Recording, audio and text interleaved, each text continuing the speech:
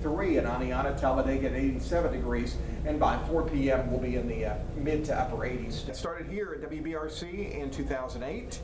Prior to that, I was at WHNT in Huntsville.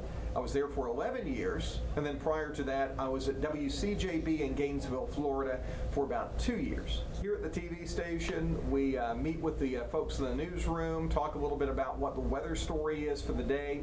I come up here to the Weather Center here on the second floor here at the building and start working on some weather graphics and making the show, actually making the weathercast. We draw our own weather maps and that sort of thing, and that keeps us busy. Doing digital updates, that means updates for the web and mobile devices and that sort of thing. And lots of updating of different weather products throughout the afternoon.